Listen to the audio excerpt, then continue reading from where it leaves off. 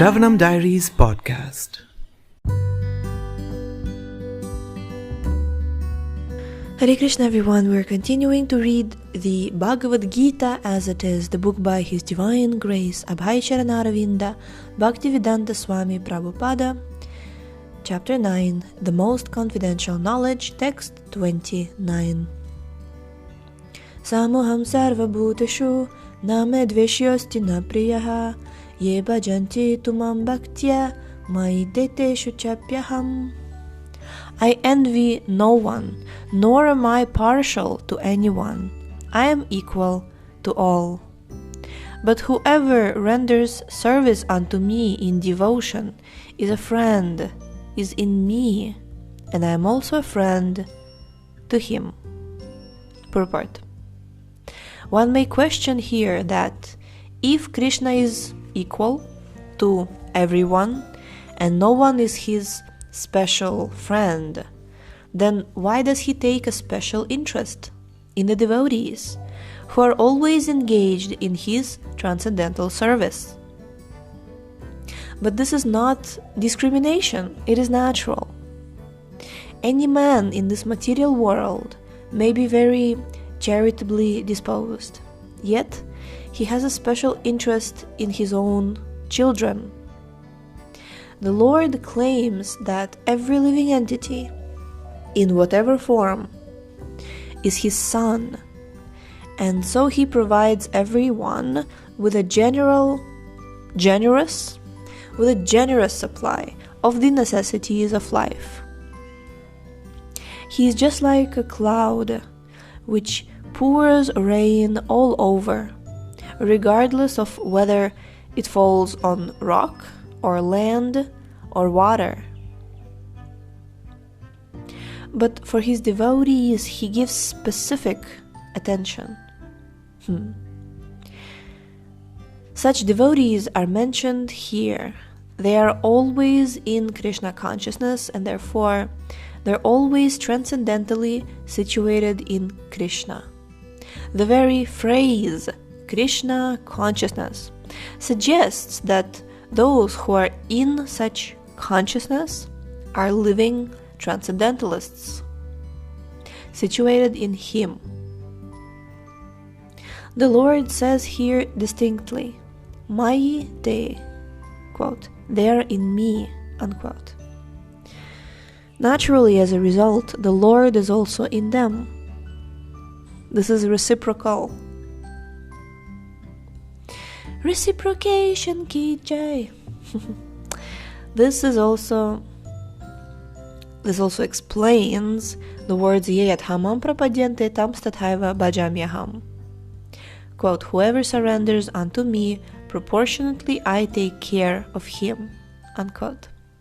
This transcendental reciprocation exists because both the Lord and the devotee are conscious. When a diamond is set in a golden ring, it looks very nice. The gold is glorified, and at the same time, the diamond is glorified.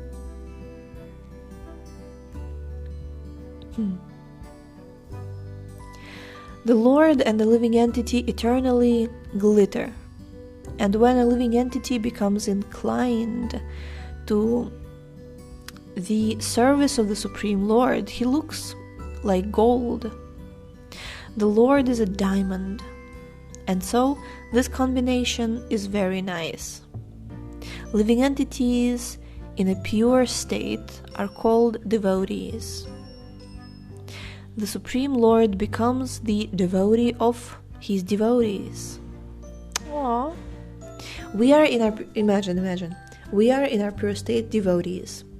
And when we are devotees, the Supreme Lord becomes the devotee of his devotees.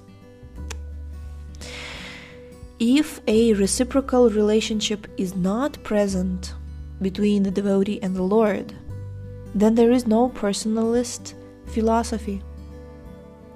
In the impersonal philosophy, there is no reciprocation between the Supreme and the living entity.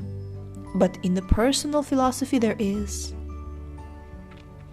The example is often given that the Lord is like a desire tree, and whatever one wants from this desire tree, the Lord supplies. But here, the explanation is more complete. The Lord is here stated to be partial to the devotees. This is the manifestation of the Lord's special mercy to the devotees. The Lord's reciprocation should not be considered to be under the law of karma. It belongs to the transcendental situation in which the Lord and His devotees function. Devotional service to the Lord is not an activity of this material world. It is part of the spiritual world, where eternity, bliss, and knowledge predominate. So next time we do a puja for Radha Madhava or Radha Shyam Sundar or Gornitai or Jagannath Baldev Subhadra or anybody, if we do a puja or if we chant holy names, we chant Mahamantra, Hare Krishna Mahamantra, or we do any spiritual activity, we can't expect that I did this, now I have to get good result. I have to get best result. Because devotional service is not karma kanda. It's not under the law of karma. We can't expect that things, of course, some people they pray to the Lord before exam. Of course, Krishna helps us. Krishna helps us in any situation. Krishna will reciprocate, but He's above or beyond the law of karma. You can't expect it to be mechanical like that. Because in devotional service, it's more about the relationship rather than... Like this time when we were reading Bhagavad Gita, I was so deeply... there was a very deep impression in me about how Krishna for a very long time explains to Arjuna that you have no right for the result. That devotional service means we're performing devotional service, but the result is completely up to Krishna. It can be good, it can be bad, but it's none of our concern because we're just doing our best. That's all. Then it becomes about the transcendental situation. Then it becomes about the relationship. Then it becomes about the spiritual world. When the sky is literally falling down and you're like, Haribol! Or then suddenly there's a knock on the door and they're like, you have won $1 million. You're like, oh, Haribol! Or like tomorrow you find yourself like shipwrecked and then you're on the island all by yourself without any help. You're like, oh, Haribol! Meaning like in any situation you're like, Haribol! This is transcendental. That means you're transcendental. Not that, well, I prayed for this and I got this. Well, what is going on? Where is Krishna? And Krishna's like, I'm right here. Did you really want to talk to me, or did you just want to get something from me? Isn't it? Yeah. Okay, now we're going to read the next verse, and I would like to say that it's a very, very important verse. One of the most misconstrued, misunderstood or misapplied verses. Here we go. Text 30. Api chetsu duracharo bhajate mamananyabhak sadureva samantavya samyag vyavasito hi saha. Even if one commits the most abominable action, if he is engaged in devotional service, he is to be considered saintly because he is properly situated in his determination. Purport. The word sudurachara used in this verse is very significant, and we should understand it properly. When a living entity is conditioned, he has two kinds of activities. One is conditional and the other is constitutional. As for protecting the body or abiding by the rules of society and state, certainly there are different activities even for the devotees, in connection with the conditional life. And such activities are called conditional. Besides these, the living entity, who is fully conscious of his spiritual nature and is engaged in Krishna consciousness or devotional service of the Lord, has activities which are called transcendental. Such activities are performed in his constitutional position, and they're technically called devotional service. Now, in the conditioned state, sometimes devotional service and the conditional service in relation to the body will parallel one another. But then again, sometimes these activities become opposed to one another. As far as possible, a devotee is very cautious so that he does not do anything that could disrupt his wholesome condition. Now I remember the first time, not this first time actually, about 4 years ago when I was reading this particular verse and the purport. For me it was such a, you can say, revelation, you can say, I really deeply admired the statement about keeping yourself in a wholesome condition. Because you see, just like Prabhupada says, we have a conditional and constitutional life, basically. He says conditional life and constitutional life. Constitutional means Shravanam, Kirtanam, Vishnu, devotional service. That's constitutional.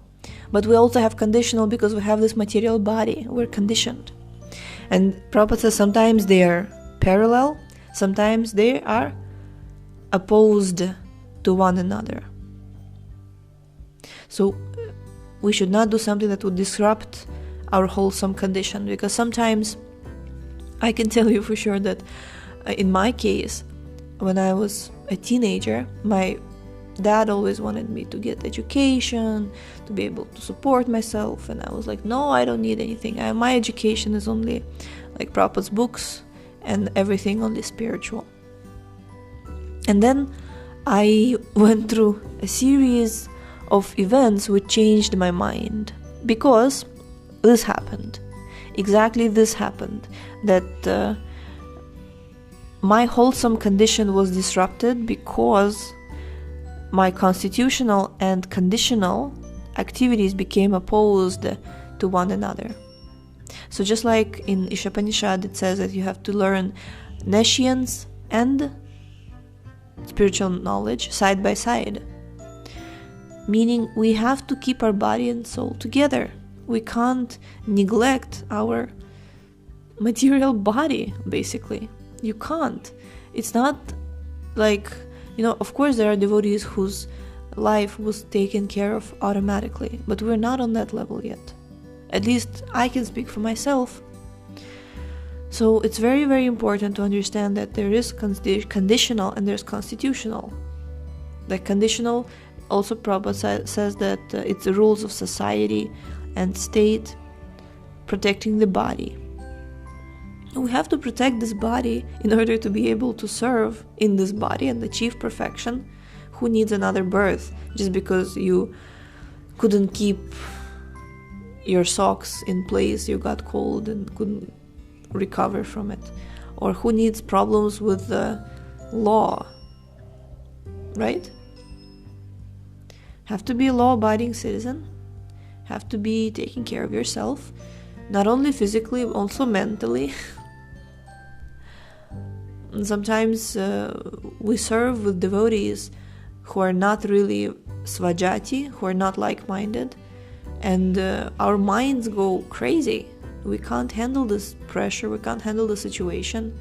But instead of thinking that, no, this is pure devotional service, I must continue in spite of the fact that my psyche is repeatedly broken in 8 places. Just relax and do something that's according to your nature. That's exactly where Varnashrama comes in. Varnashrama deals exactly with the body. You have a specific body, you have a specific set of rules which will take care of your body. Say, for example, I am in a women's body, and technically speaking, I am not... okay, we won't go into that direction. But I feel peaceful when I am at home. I feel peaceful when I am taking care of the household and taking care of my husband. And of course, I do some service on the side. But my main functions or main dharma is taken care of. I'm peaceful. Some people may like it or may not like it. I appreciate Bhagavatam for giving me the set of rules and the set of activities to take care of my body and soul, to keep them together, so that I could peacefully perform devotional service. So Haribol. Okay, reading further.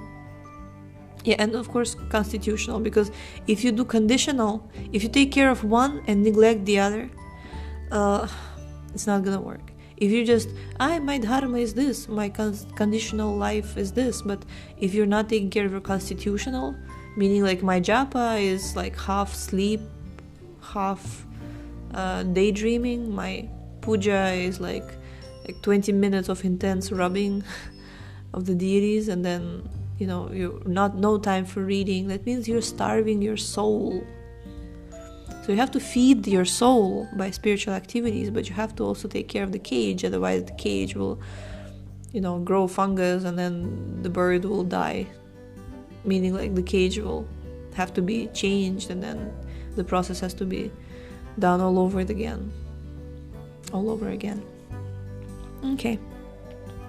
He knows that perfection in his activities depend on his progressive realization of Krishna consciousness. Sometimes, however, it may be seen that a person in Krishna consciousness commits some act which may be taken as most abominable, socially or politically. But such a temporary fall down does not disqualify him.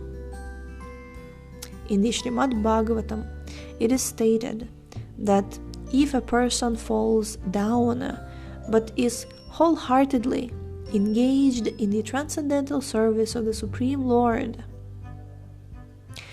the Lord, being situated within his heart, purifies him and excuses him from that abomination. The material contamination is so strong that even a yogi fully engaged in the service of the Lord sometimes becomes ensnared. But Krishna consciousness is so strong that such an occasional fall down is at once rectified. Therefore, the process of devotional service is always a success.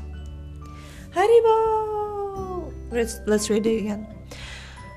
The process of devotional service is always a success. Haribol!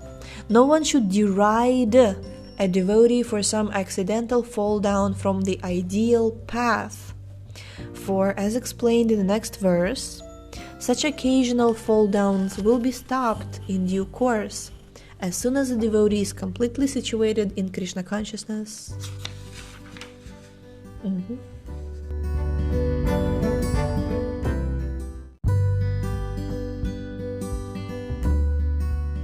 Therefore, a person who is situated in Krishna consciousness and is engaged with determination in the process of chanting Hare Krishna, Krishna Krishna, Hare Hare, Hare Rama, Rama Rama, Hare Hare, should be considered to be in the transcendental position, even if by chance or accident he is found to have fallen.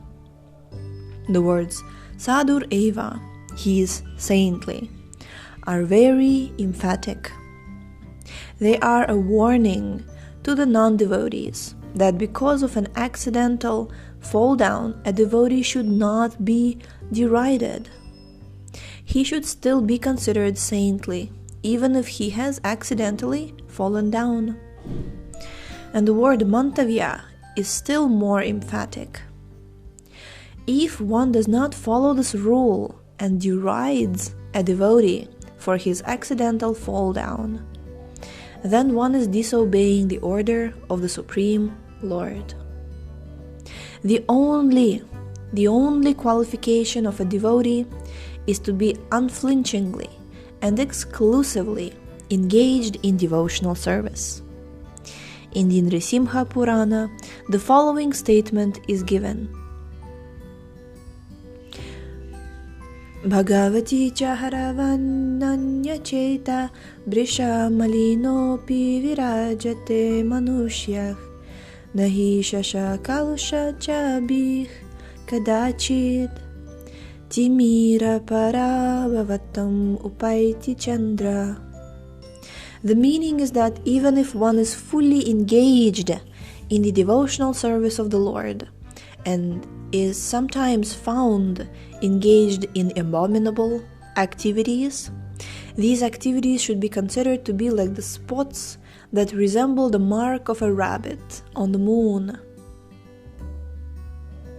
The rabbit. Rabbit is Shasha. Shasha Kalusha. Such spots do not become an impediment to the diffusion of moonlight. Similarly, the accidental fall down of a devotee from the path of saintly character does not make him abominable. On the other hand, one should not misunderstand that a devotee in transcendental devotional service can act in all kinds of abominable ways. This verse only refers to an accident due to the strong power of material connections. Devotional service is more or less a declaration of war against the illusory energy. Yeah. As long as one is not strong enough to fight the illusory energy, there may be accidental fall downs. But when one is strong enough, he is no longer subjected to such fall downs, as previously explained. No one should take advantage of this verse and commit nonsense and think that he is still a devotee.